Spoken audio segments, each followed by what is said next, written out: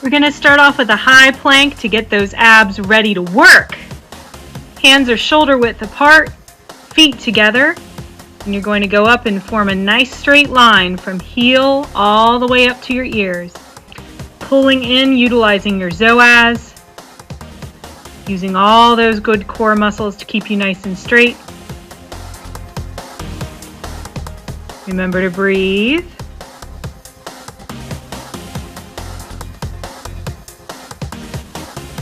You're almost there. And relax.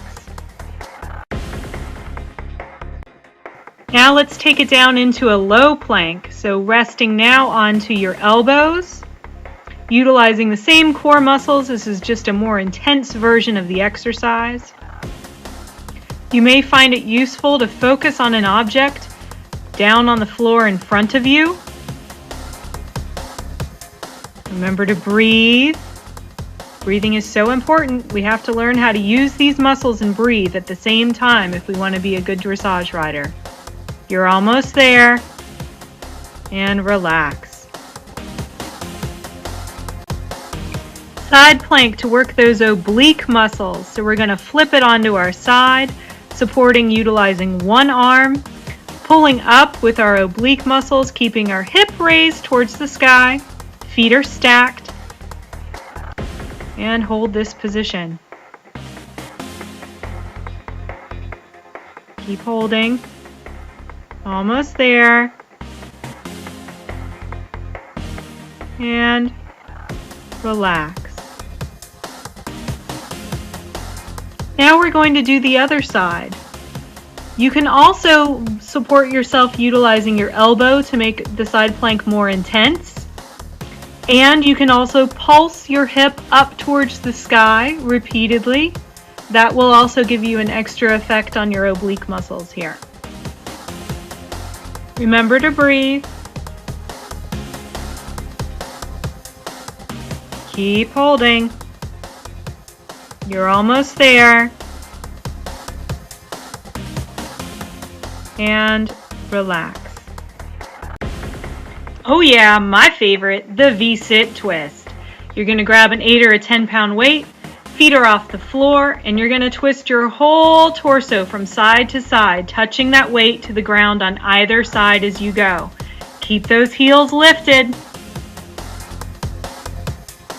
You've got this. Think about controlling the weight as you go from side to side. You're almost there. And stop. In and outs are a top and bottom combo, so you're dealing with your upper and your lower abs. You're going to bring your knees up to your chest, your feet never touch the floor, and your top part of your shoulders never touch the floor as you bounce up and down. Remember to breathe. This one's real easy to hold your breath. You're almost there. And relax.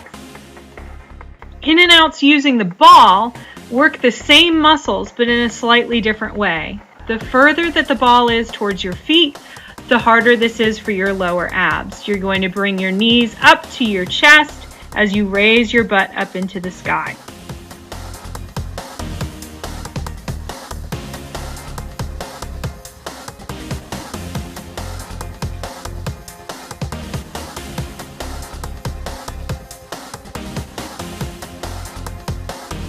Keep working it.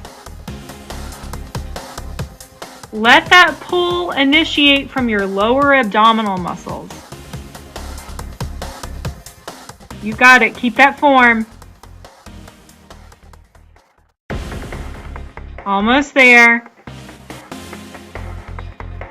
And relax.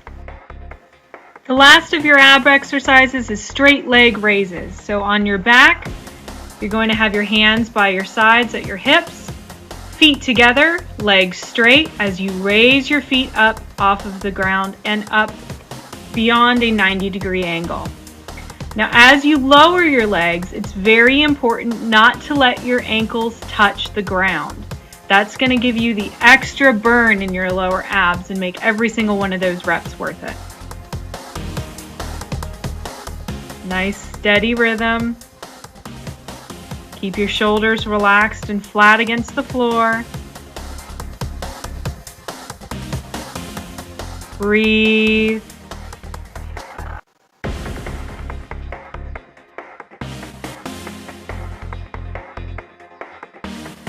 You're doing good. Keep it up. You're almost there. Abs are almost done.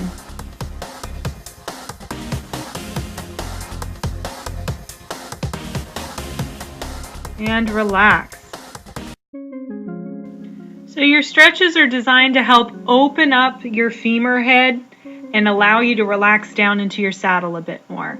We're going to start in an A-frame. Toes are pointed straight together, and you're going to cock your hip to one side. So you're going to drop it and then raise your hand up above. So here I'm feeling a pull in my right inner thigh. I come up to center. I'm going to cock my hip the other direction, feel that pull in my left inner thigh, and then stretch it on up.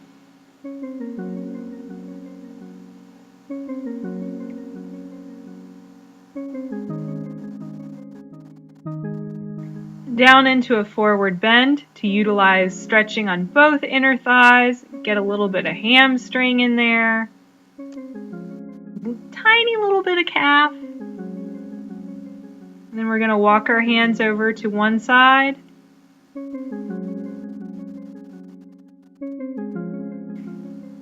And walk our hands over to the other side. This gives us a little bit more intense stretch of that inner thigh on either side.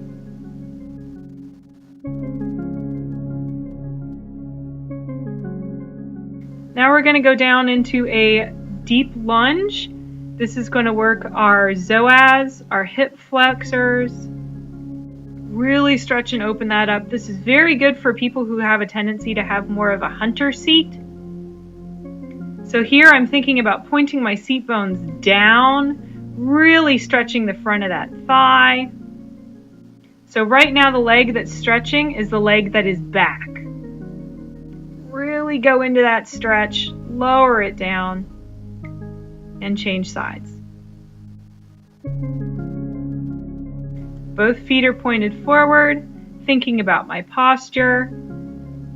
Seat bones, trying to point your seat bones straight down. The more flexible you are, the easier this is. So if you first start out and this hurts quite a bit, take it easy on yourself. Maybe stay in an easier position for twice as long.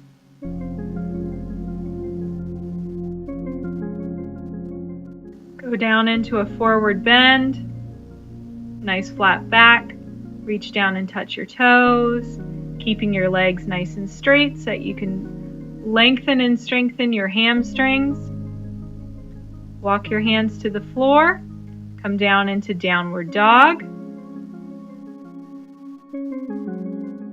Swing one leg up and run it through for a runner's stretch and really drop those arms down so you can get a nice stretch. Bring your hands around and you're going to fold into pigeon. So you're taking your leg into a 90-degree angle across your chest and then just relaxing down onto it.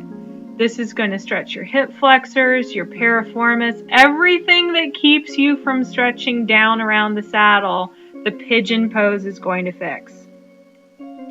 Bring yourself back up into a runner, back up into downward dog. And we're going to do the other leg, swing it through into runners.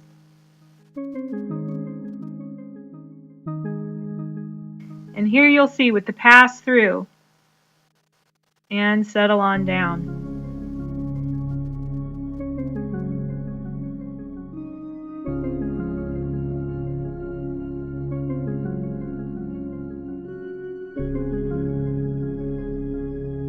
And come back up. Take your time into runners, and then bring the other foot up so that you're in a forward bend again. Nice stretch to the hamstrings, and come up. Now you're ready to ride.